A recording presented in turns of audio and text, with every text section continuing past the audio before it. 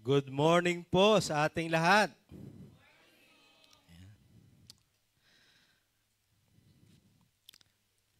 Sino po rito ang narito noong Sunday? Lahat ba tayo? Ayan. So, talagang salamat sa Panginoon. Alam ko, lahat tayo ay napagpala. Amen po ba? Amen. So mga kapatid, excited ba tayo na harapin ang bagong season na binibigay ng Panginoon sa atin, mga kapatid? No? Isang pribilehiyo, mga kapatid, no, na nais ng Panginoon na tayo ay maging kasangga niya. Sabihin mo nga, kasangga ka ng Diyos. Ayan, no? Kung maalala nyo ang ating tema, Kingdom Partnership. So, isang privilege na pinipili tayo, Anjay Gia Nobeleta, pinipili ng Diyos na makapartner niya sa pagpapahayag ng mabuting balita, ng good news, no, sa maraming tao. Kaya po, no, ako po ay nagtanong sa Panginoon, Lord, paano po kami magsisimula, no, sa bagong season na ito? At the Lord, talaga inimpress ng Lord sa akin, napakalinaw na ang sabi ng Panginoon, sa pakikinig at sa pagsunod. Nung tinitingnan ko po ang mga salita na ito ng Panginoon, pinaunawa sa akin ng Panginoon, bakit napakahalaga na sa pasimula natin, itong kalooban ng Diyos na ito ay maging malinaw na makita natin, mga kapatid.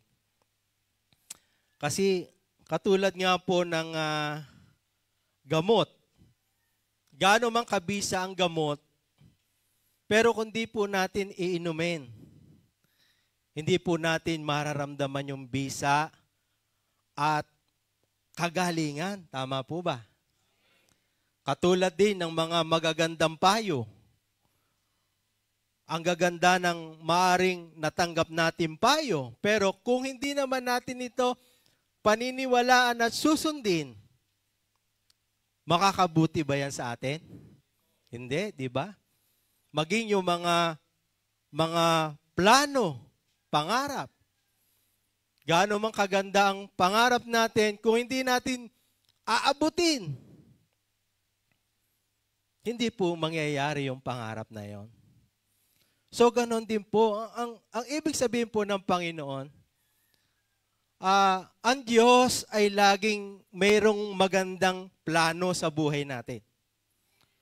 Pero gusto ng Panginoon na ito ay pakinggan at sundin natin sa ating buhay. Pinaalala ng Panginoon sa akin, no, yung Deuteronomy chapter 30, verse 15, no? Ang sabi roon, kayo ang pipili. Buhay o kamatayan, kasaganahan o kahirapan. Binibigay ng Diyos sa atin ang desisyon, mga kapatid. Sapagkat ang Diyos, nagdesisyon na siya. Sa pasimula pa na nilikha tayo ng Diyos, meron na siyang magandang plano sa buhay natin. Kaya lang, bakit parang ito ay hindi nangyayari? No? Dahil nga po sa ating mga sariling desisyon. Kaya sa umagang ito, pinamagatan ko po ang mensahe na ito ng tamang pag-uugali. Mga kapatid, tamang pag-uugali, no?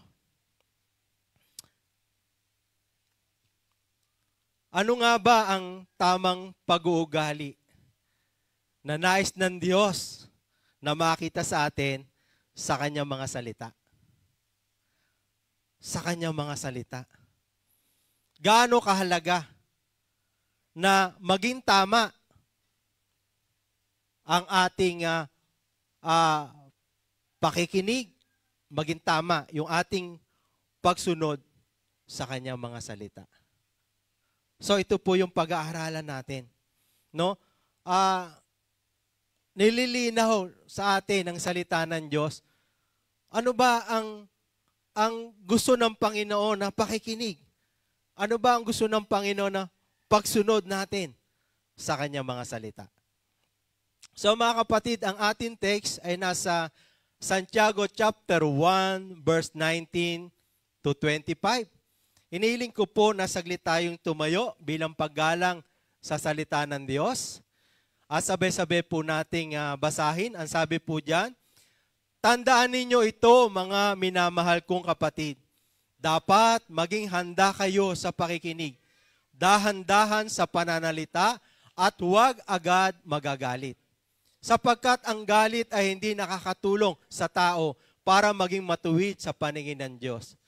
Kaya talikuran ninyo ang lahat ng kasamaan, maruruming gawain, at tanggapin ng may pagpapakumbaba ang salita ng Diyos na itinanim sa inyong puso na siyang makapagliligtas sa inyo. Huwag lang kayong maging tagapakinig ng salita ng Diyos, kundi sundin ninyo ang sinasabi nito. Dahil kung hindi, dinadaya ninyo ang inyong sarili ninyo. Dahil kung nakikinig lang ang isang tao sa salita ng Diyos, pero hindi naman niya tinutupad ang sinasabi nito, katulad siya na isang tao tumingin sa salamin. Makita ang sarili ay umalis at agad na kinalilimutan ang ayos niya. Ngunit, ang tao nagsasaliksik at tumutupad sa kautusang ganap na nagpapalaya at hindi tagapakinig lamang na nakakalimot agad ang taong ng Diyos sa mga ginagawa niya. Saglit po tayo manalangin. Father God, muli marami pong salamat sa panibagong season na binibigay mo po sa amin. Isang bagong linggo, isang bagong simula, isang bagong pagkakataon sa aming mga buhay, Panginoon. Lord, ang aming pong dalangin ay ipaunawa mo po sa amin ang mensaheng ito, O Diyos.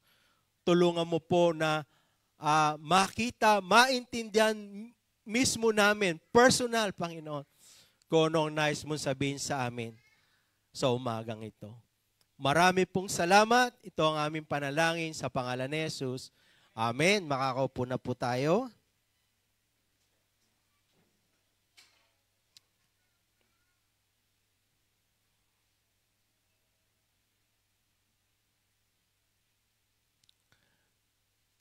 So katulad nga po na sinabi ko kanina, ano nga ba ang tamang pag-uugali sa salita ng Diyos? Bakit napakahalaga na gawin natin itong tama? Nakita ko po at bakit ito yung sinabi ng Panginoon. Kasi ang Panginoon, magbibigay siya sa atin ng mga instruction. Ibibigay niya sa atin lahat kung paano, una, magiging maayos yung buhay natin. Paano mangyayari sa ating buhay ang magandang plano niya. At pinapakita ng Panginoon na meron tayong bahagi na nais niya na gawin natin. So sa umagang ito, unang-una po na dapat po nating maintindihan bakit napakahalaga na tama ang ating pakikinig at pagsunod sa salita ng Diyos. Unang-una po, ang salita ng Diyos. Ang sabi po sa John chapter 1 verse 14, nagkatawan tao ang salita at namuhay na kasama natin. Nakita namin ang kadakilaan niya bilang kaisa-isang anak ng Ama puspusya ng biyaya at pawang katotohanan ang mga sinasabi niya. So, ano po ang sinasabi diyan, mga kapatid? Si Jesus ang salita ng Diyos. Si Jesus ang salita ng Diyos. Bakit bibigyan natin ng tamang pakikinig ang salita, ang Biblia? Kasi si Jesus ang salita ng Diyos, mga kapatid. Kung paano po natin tinatanggap ang salita ng Diyos, si Jesus mismo ang tinatanggap natin, mga kapatid. Tandaan natin, mga kapatid. Kaya mas lalong naintindihan ko bakit nais ng Panginoon. Magsimula tayo dito. Una, maging tama ang pakikinig ninyo. Tama ang pagsunod ninyo. Kasi kung sinusunod natin ang salita ng Diyos, mismo ang Panginoong Hesus ang sinusunod na natin, mga kapatid. Sapagkat si Jesus ang salita ng Diyos, mga kapatid. Ang sabi sa Mateo chapter 7, verse 24 to 25, kaya nga ang sino mang nakikinig at sumusunod sa aking mga sinasabi ay katulad ng isang matalinong lalaki na nagtayo ng kanyang bahay sa pundasyong bato. Nang umulan ng malakas, bumaha at humampas ang malakas na hangin sa bahay, hindi ito nagiba dahil nakatayo ito sa matibay na pundasyon. Mga kapatid, ang salita ng Diyos, ang matibay na pundasyon ng buhay natin. Ibinibigay ng Diyos ang kanyang salita para sa atin upang ang ating mga buhay ay maging matibay. Ang salita ng Diyos, ang matibay na pundasyon ng ating buhay, mga kapatid. Ang sabi roon, umulan, bumaha, hindi nawasak yung bahay, mga kapatid. Yun po yung kayang gawin ng salita ng Diyos sa buhay natin. Ano man ang pagdaanan natin, mga pagsubok, mga problema, mga pangangailangan, hindi tayo ibabaksak ng mga problema. Bakit? Ang buhay natin ay nakatayo sa salita ng Diyos. Ang salita ng Diyos ang nagpapatibay ng buhay natin, mga kapatid. Kaya gusto ng Panginoon, maging tama yung pakikinig, tama yung pagsunod natin. Dahil tayo ang makikinabang, hindi ang Diyos. Nasa Diyos na ang lahat. Ngunit nais ng Panginoon na tayo ay tulungan niya dito sa lupa. Alam ng Panginoon, marami tayong pinagdadaanan dito sa lupa. Gusto ng Panginoon, maging matibay tayo, mga kapatid. Pinatitibay tayo ng salita ng Diyos. Ang sabi sa 2 Timothy chapter 3 verse 16 to 17, lahat ng kasulatan ay isinulat sa pamamagitan ng kapangyarihan ng Diyos at mapapakinabangan sa pagtuturo ng katotohanan, pagsasaway, pagtutuwid, at sa pagsasanay sa matuwid na pamumuhay para maging handa sa lahat ng mabubuting gawa ang naglilingkod sa Diyos. Ang sabi sa awit 119, verse 105, ang salita nyo ay katulad ng ilaw na nagbibigay liwanag sa aking dadaanan. Ano po ang ibig sabihin ng Panginoon sa kanyang salita? Ang salita ng Diyos ay manual ng buhay natin. Napakahalaga po na maintindihan natin yan, mga kapatid. Lagi niyo po itong naririnig sa akin. Ano ba ang kahalaga ng manual? Ito po ay binibigay kapag kayo ay bumili ng anumang klaseng gamit. Binibigyan tayo ng manual. Bakit? Para yung gamit na binili natin, maayos nating magamit.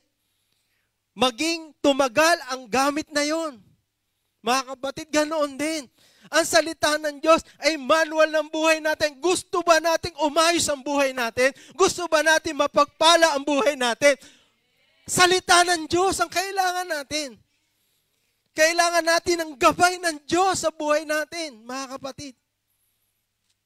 Ang salita ng Diyos ay manual ng buhay natin. Kaya pag may sinasabi ang Diyos, mga kapatid, sinasabi yan para sa iyo, para sa akin, sa ikabubuti natin. Ang salita ng Diyos ay gabay, mga kapatid. Gabay sa mga buhay natin. Ang sabi sa Joshua chapter 1 verse 8, huwag mong kalimutang basahin ang aklat ng kautusan.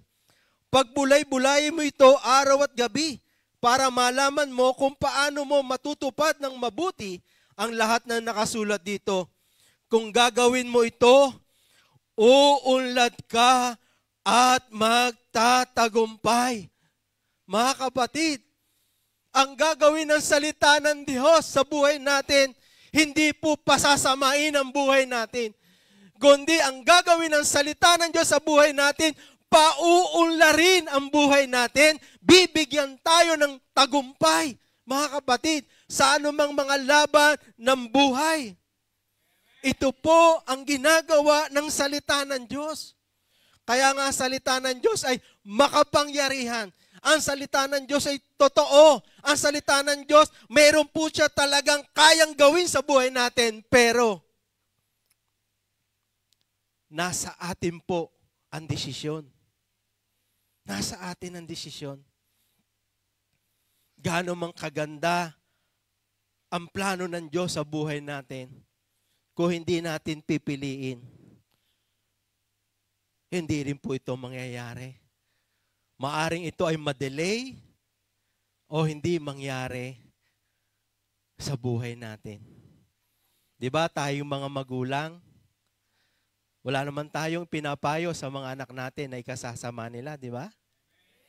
Lagi nating, ang gusto natin sa ating mga anak, ang pangarap natin, maging maayos ang buhay nila, magtagumpay ang buhay nila.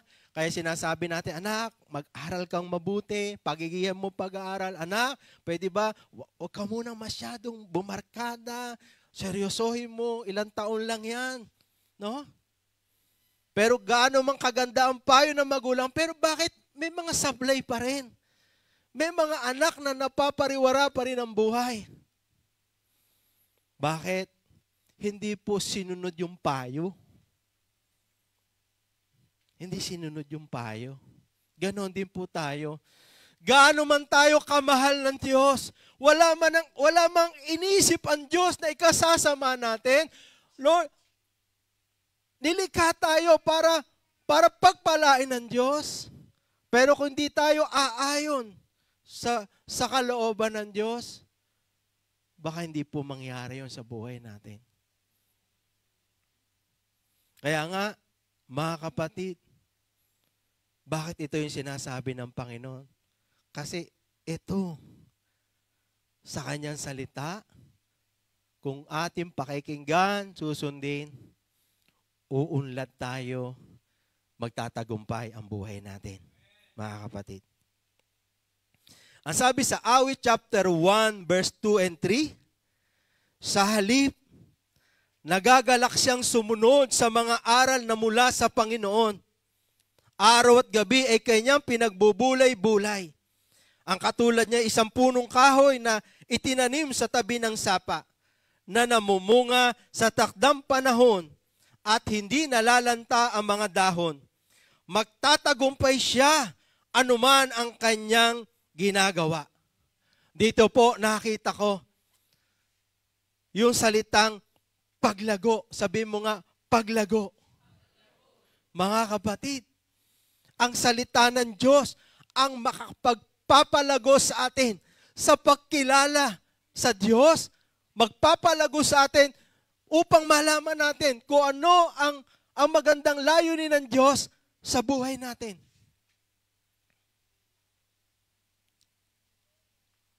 Ang salita ng Diyos ang makagagawa niya sa atin, mga kapatid. Palalaguin tayo sa lahat. Sabi rito,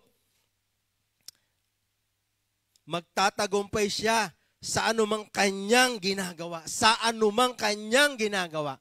Bakit? Kasi guided siya ng salita ng Diyos. Ano man daw ang kanyang ginagawa, pwede siyang magtagumpay kung ang salita ng Diyos ay kanyang magiging gabay, kanyang pakikinggan at susundin, i-apply sa kanyang buhay, mga kapatid. Sa unang-una, mga kapatid, bakit? Bakit sinasabi ng Panginoon na magsimula kayo sa tamang pakikinig, sa tamang pagsunod sa salita ko? Pinakita ng Panginoon, unang pinag-aralan natin, ano ba ang salita ng Diyos? Ano ang kayang gawin ng salita ng Diyos sa mga buhay natin, mga kapatid? Maganda po ang plano ng Diyos sa mga buhay natin. Tingnan po natin ang pangalawa na nais ng Panginoon ituro sa atin. Tamang pakikinig. Pag-aralan po natin. Ibig sabihin, kung may tama, may maling pakikinig, meron po. May mga palatandaan kung ang isang tao ay tama yung pakikinig niya o yung isang tao ay mali yung pakikinig niya sa salita ng Diyos. So, tingnan po natin. Ang sabi po sa verse 19 to 21, tandaan nyo ito, mga minamahal kong kapatid. Dapat maging handa kayo sa pakikinig, dahan-dahan sa pananalita, at huwag agad magagalit. Sapagkat ang galit ay hindi nakakatulong sa tao para maging matuwid sa paningin ng Diyos. Kaya talikuran na ang lahat ng kasamaan, maruruming gawain, tanggapin ng may pagpapakumbaba ang salita ng Diyos na itinatanim sa inyong mga puso na siyang makakapagligtas sa inyo. Dito po ay makikita natin, ano nga ba ang mga palatandaan na ang isang tao ay tama yung kanyang pakikinig, mga kapatid. Doon po sa verse 19, sinasabi po roon, ang taong may tamang pakikinig, handa siyang makinig, handa siyang matuto. Handa siyang makinig. Open siya. Pangalawa, hindi siya nangangatwiran. Alam nyo, tayong tao, totoo yun, lagi tayo nangangatwiran. Lagi bang parang ayaw natin magpadaig? Pag may sinabi isang tao, kailangan may sasabihin din tayo. Pag nagsasabi ng tama, parang gusto natin meron din tayong ano. Lalo-lalo na mga kapatid, bakit hindi tayo mangangatwiran sa salita ng Diyos? Bakit hindi tayo mangangatwiran sa payo ng Diyos? Kasi yung salita ng Diyos, perfect yun. Never na magpapayo ang Diyos ng mali sa iyo at sa akin. Diyos siya eh. Ang Diyos kahit kailan hindi nagkakamali. Kapag sinabi ng Diyos, sigurado yan, 100% tama ang payo na yan. Diyos na kasi ang nagpapayo. So paano nagpapayo ang Diyos sa atin? Sa pamamagitan ng kanyang salita. Kaya nga, tamang pakikinig, handa tayong makinig. Excited tayong makinig. Sabi mo nga sa katabi mo, excited ka ba? Hoy, hoy, hoy, hoy, gising, gising.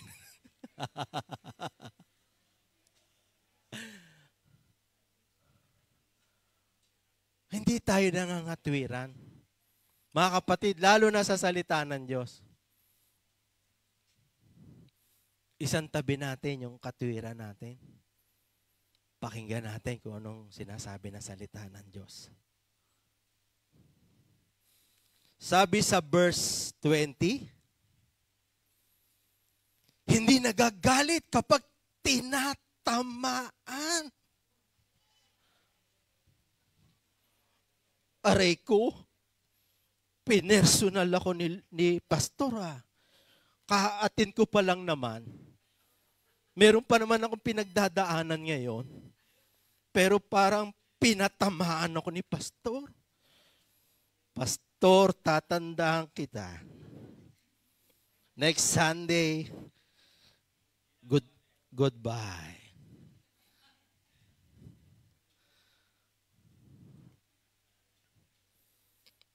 Si pastor pala, chismoso. Alam niya buhay ko, saan kaya niya narinig yun?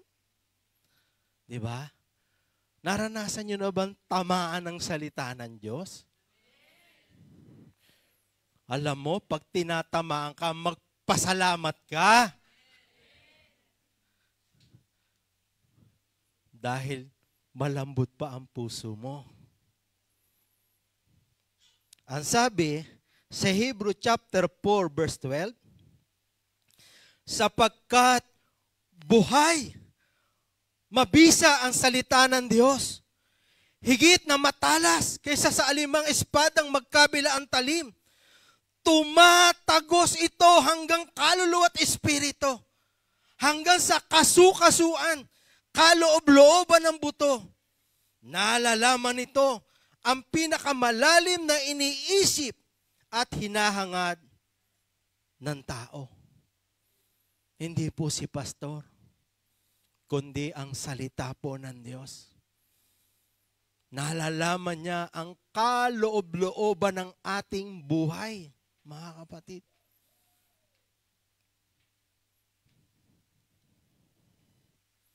Kung tinatamaan tayo, maging aware tayo. May sinasabi ang Panginoon sa iyo.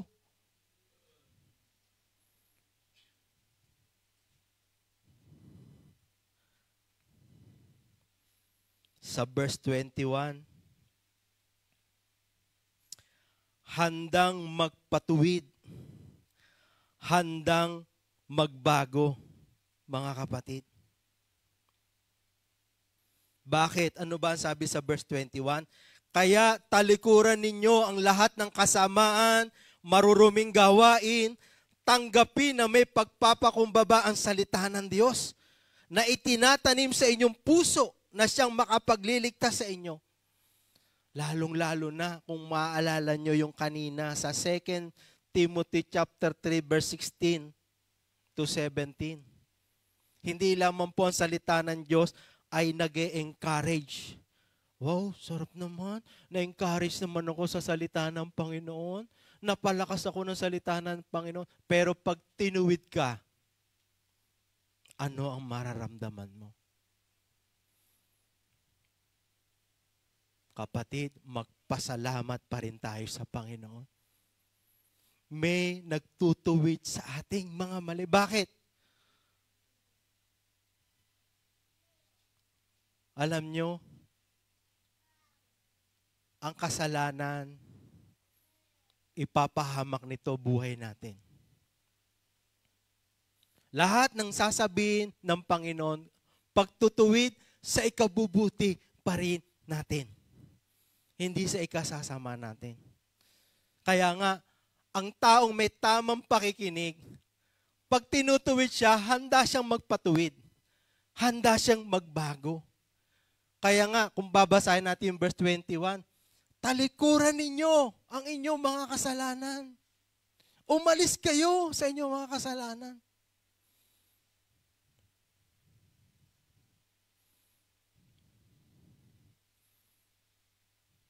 Kailangan tanggapin natin lahat ang sinasabi ng salita ng Diyos.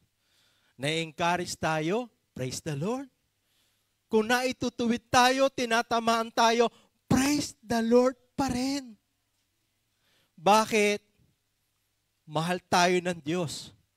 Ayaw tayong mapahamak ng Diyos, mga kapatid. Sabi sa salita ng Diyos, itinutuwid ng Diyos ang itinuturing niyang anak. Itinutuwid ng Diyos ang minamahal niya.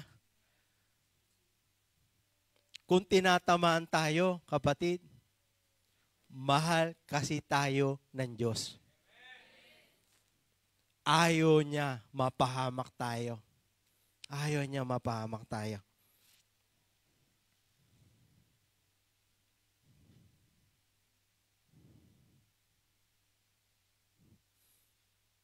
tingnan po natin yung kabaliktaran. Maling pakikinig. Pwede pala na nakikinig, pero mali ang pakikinig. Papaano? Ang sabi sa Santiago chapter 1 verse 22, huwag lang kayong maging tagapakinig ng salita ng Diyos, kundi sundin ninyo ang sinasabi nito. Dahil kung hindi, dinadaya ninyo lang ang sarili ninyo. So ano po ang sinasabi ng Panginoon sa atin niya? Ano po yung aplikasyon niyan sa ating buhay? Una, paimbabaw na pakikinig. Paimbabaw. Hindi seryoso. Pag hindi tayo seryoso sa pakikinig, hindi tayo matututo. Tama? Nakita niyo ba yung mga estudyante? Merong estudyanteng seryoso at may estudyanteng hindi seryoso. Diba? Nakikita niyo? Ganoon din tayo, mga kapatid. Paimbabaw. Nakatingin kay pastor. Pero ang iniisip, kaya lang naman ako nain dito Inimbitahan ako ni Kuya Orly. Nahiya naman ako kay Kuya Orly. Kaya naman ako nain dito kasi pinag-pray ako ni Ate Baby. Nahiya naman ako. Kaya dito. Paano po? Hindi tayo matututo pagka ganyan. Kaya nga, kapag nain dito tayo, kaya nga, new season tayo. New start ng buhay natin. Praise the Lord. Kanina nga, habang nag-pray, sabi ko nga, ano yung papag-pray? Niremind ako ng Lord. Mga kapatid, paalala, nasa bagong season tayo. Ano man ang nangyari ng nakaraan, pangit man yan, hindi maganda, kalimutan natin. Binibigyan tayo ng Panginoon na isang bagong simula. Huwag natin sayangin. Magsimula ulit tayo. Mag-focus ulit tayo. Kung sa mga nagdaang linggo, hindi tayo seryoso, mga kapatid, huwag mag-alala. May isang bagong season ng Panginoon. Gusto ng Panginoon. Napakalaga po kasi. Napakalaga na tama yung pakikinig natin. Pangalawa, nakita natin, pandaraya. Sa paningin pala ng Diyos, ang taong akala natin nakikinig, pero hindi naman pala, alam ng Panginoon. Sabi niyan, mga kapatid, hindi po ang Diyos ang lugi. Tayo po ang nalulugi. Tayo po ang nawawalan. Kapag pinalampas po natin, hindi natin pinakinggan, hindi tayo willing matuto sa sinasabi ng Panginoon. Ang dinadaya natin, hindi ang Diyos. Ang dinadaya natin, sarili natin. Kasi, ang salita ng Diyos, inihalin tulad sa isang salamin. Nakikita natin yung buhay natin. Sa salita ng Diyos, nakikita natin kung ano ang tunay na kalagayan natin. Kaya lang, hindi sapat na makita lang natin ito.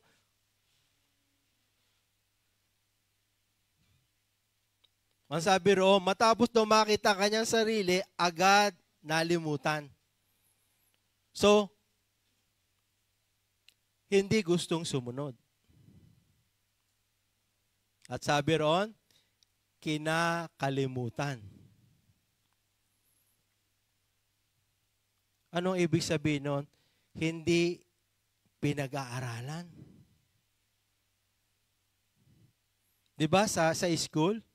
Diba? Aral. Merong isang seryoso, aral. Pagdating ng gabi, review. Kinabukasan, andyan na. Class, meron tayong test ngayon. Sabi ng mga estudyante na hindi seryoso, sabi ng mga estudyante naman na seryoso, yes. Yes. Kasi nag-aral sila, nag-review sila. Alam nyo, totoo yan. Lahat ng naririnig natin dito, itetest ng Lord sa atin. Titingnan ng Panginoon kung pinakinggan mo talaga yung sinasabi niya. Paano? Titingnan niya sa panahon ng pagsubok, i-a-apply mo. I-a-apply mo ang salita ng Diyos. Kaya alam nyo, talagang napakahalaga ng salita ng Diyos. Napakahalaga po. Kaya nga, huwag tayo doon sa maling pakikinig. Doon tayo sa tamang pakikinig. Kasi kitang-kita natin, tayo po ang nawawalan. Tayo po ang lugi.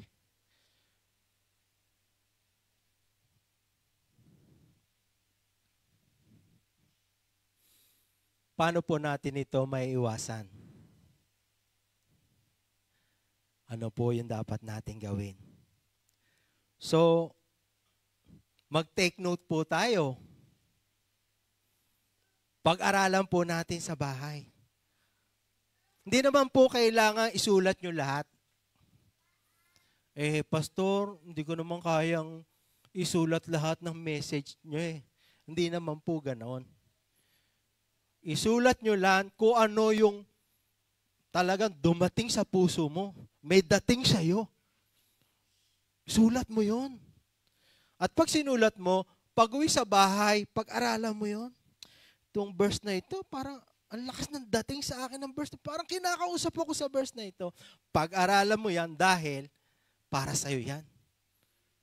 May gusto sabihin ng Panginoon sa pangungusap na yan, mga kapatid. Pag-aralan, take note. Kaya nga,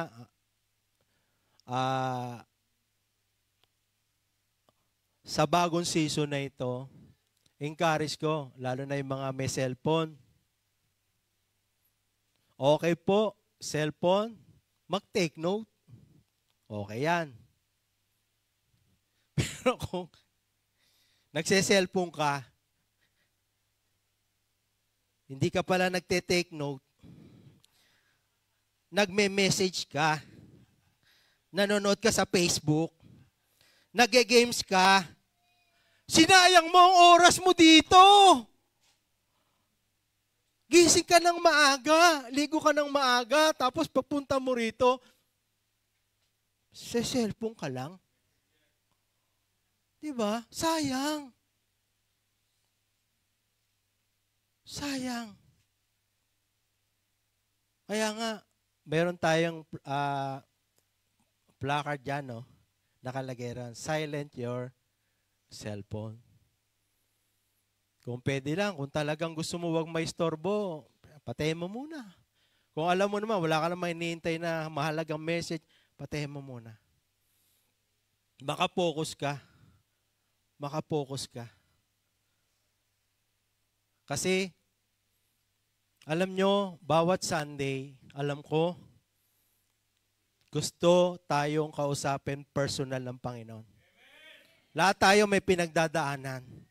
Gusto ng Panginoon, turuan tayo paano tayo magtatagumpay sa pinagdadaanan natin. Kaya lang, kung hindi tayo nakapokus, hindi natin maririnig yung instruction ng Panginoon sa atin.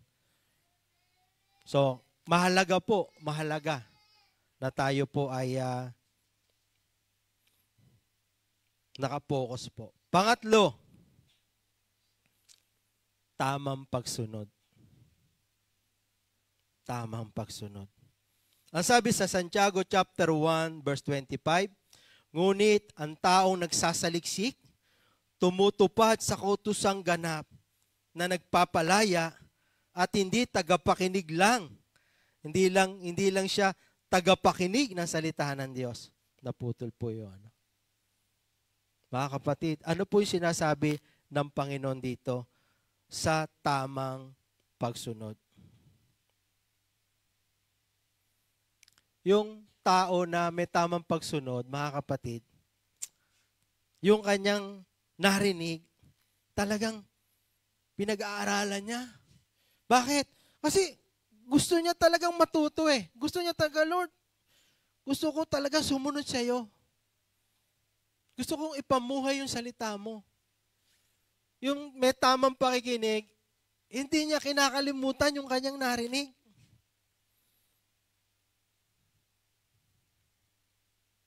Yung may tamang pagsunod, handa siya. Handa siyang makinig, handa siyang sumunod sa lahat ng salita ng Diyos. Ano pa man yan? Pagtutuwid man yan, pangako ng Panginoon. Alam nyo, marami ang salita ng Diyos eh. Ang salita ng Diyos may utos. Mayroong pangako ang Panginoon. Mayroong mga halimbawa na dapat sundin. At mayroon ding kasalanan na sinasabi ang salita ng Diyos na alisin natin. Iba-iba yan. Ngayon, conforme yan sa ating kailangan. Kung ikaw ay nangihina, aba, nakarinig ka ng pangako ng Diyos, pangawakan mo yan, Lord. Thank you, Lord. Pangahawakan ko itong pangako mong ito, Panginoon. At kung naman meron namang kasalanan, Lord, sige Lord, pagsisisihan ko na po yan. Tulungan mo ako, Panginoon.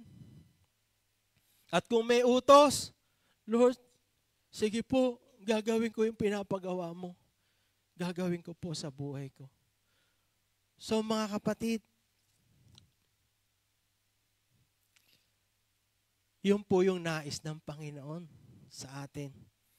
Yun, magkaroon tayo ng tamang pagsunod. Alam nyo, may pangako ang Panginoon. Ang sabi doon sa verse 25 ng Santiago chapter 1 verse 25. Pagpapalain ng Diyos sa lahat ng aspeto ng kanyang buhay. Kasi pagpapalain siya sa lahat ng kanyang gagawin. Gusto ba natin yan? Gusto ko yan, Lord. Gusto ko yan, Panginoon. May pangako ang Panginoon, mga kapatid. Sa merong tama pakikinig at tamang pagsunod, sabi ng pangako ng salita ng Diyos. Balikan nyo po, 25. Pagpapalain ng Diyos sa lahat ng kanyang gagawin, mga kapatid. So, nakita po ba natin bakit sinasabi ng Panginoon, magsimula kayo sa tamang pakikinig, tamang pagsunod? Kasi, ang dulo noon, gusto ng Diyos, pagpalain tayo sa lahat ng gagawin natin. Diba? Maganda yung plano ng Panginoon, mga kapatid. Sa bagong season na ito, gusto ng Panginoon magtagumpay tayo. Gusto ng Panginoon, makaranas pa tayo ng mga pagbabago. Yan ang plano ng Panginoon sa atin, mga kapatid. So ano po ang nais ituro ng Panginoon sa atin? Sa akin pong conclusion, nakita ko po, meron palang tamang pag-uugali sa salita ng Diyos. Dapat meron tayo sa pagharap natin sa salita ng Diyos. Tamang pakikinig, tamang pagsunod. So ano po yung challenge ng Lord sa atin sa umagang ito? Gawin nating tama ang ating pag-uugali sa salita ng Diyos. Amen? Palakpakan natin ang Panginoon. Sige po, tayo po ay manalangin.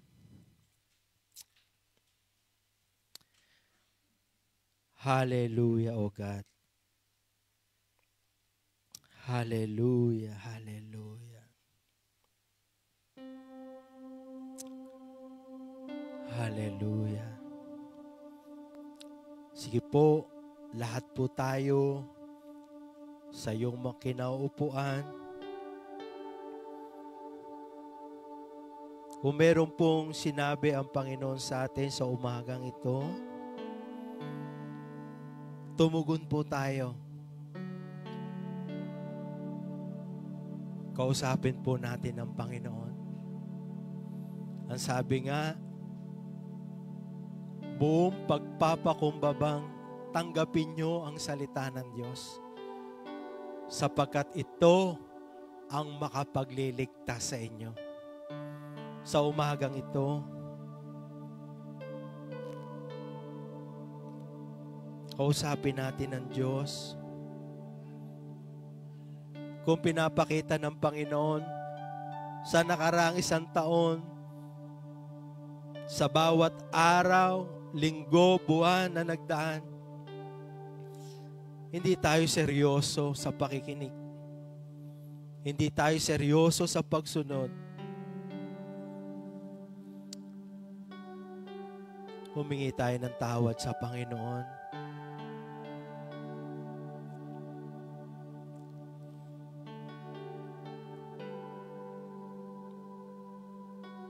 Sa mga salita niya na ipinayo sa atin sa mga nakaraan, alam na alam natin. At alam ko, alam na alam mo yan, na sinasabi sa iyo ng Panginoon. Pero isinantabi mo lang, kinalimutan. Humingi tayo ng patawad sa Panginoon.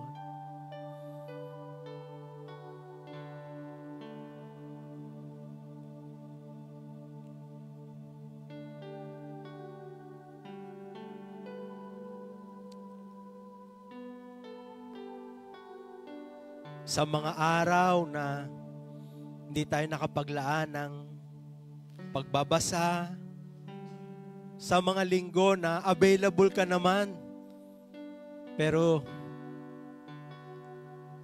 mas nauna pa yung mga bagay. Nadadaig tayo ng mga alalahanin, nadadaig tayo ng maraming gawain, pero alam mo sa sarili mo, pwede ka naman. Humingi tayo ng tawad sa Panginoon.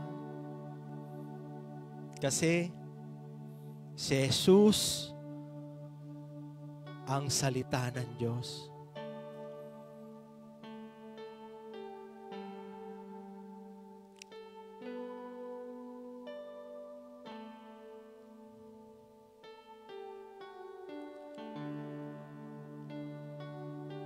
Lord, salamat po sa napakahalagang paalala, sa napakahalagang dapat na maging tama sa pasimula namin ng bagong season na ito, Lord. Na kami ay magkaroon ng tamang pag-uugali sa iyong salita, Panginoon. Lord, patawarin mo po kami, Panginoon. Patawarin mo kami, O Lord, sa mga nagdaang araw, linggo, buwan ng buhay namin.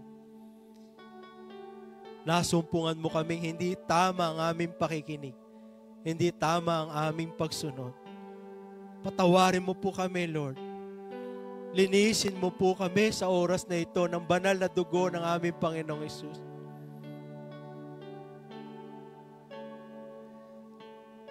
Empower mo kami, Panginoon, ng banal mong Espiritu na makapagsimula muli kami ng bago, Panginoon. At Lord, sa umagang ito, i-assured mo po ang bawat isa ng pangako mo na kung ipahayag namin ang aming mga kasalanan, tapat ka at banal na patatawarin at lilinisin kami sa aming mga kasalanan at sa aming mga kasamaan, Panginoon. Lord, hayaan mo nga po, Lord, maramdaman po ng bawat isa ang pagpapatawad mo, Panginoon. Lord, salamat sa pagtutuwid mo sa amin sa araw na ito. Dahil mahalaga po kami sa iyo. Mahal mo kami. Meron kang magandang plano sa buhay namin. Nais mong pagpalain ang buhay namin, Panginoon. Salamat po. At sa umagang ito, Panginoon, mangyari po ang magandang layunin mong yan sa buhay namin, Panginoon. Lord, pagpalain mo po ang bawat isa sa umagang ito, Panginoon. Nagbigay ng oras, Panginoon, para makinig ng iyong mga salita. Iparanas mo sa kanila ang pangako mo, Panginoon. Lord, sa umagang ito, na kapag ikaw ay inuna namin, ang lahat ng bagay ay idadagdag mo. Sa umagang ito, Lord, alam mo ang pangangailangan. Alam mo ang sitwasyon ng bawat isa. Panginoon, mangyari po ang pangako mo sa kanila, O God. Lord, maranasan nila ngayon ang iyong masaganang tulong at probisyon, Panginoon. I pray, Panginoon, lalabas ang bawat isa. Pinagpala mo, Panginoon. Salamat, salamat po. Ito ang aming panalangin. Sa pangalan ni Jesus, ang lahat ay magsabi ng Amen, Amen, Amen, Amen. God bless po sa bawat isa at muli po, tayo po ay mag-grouping.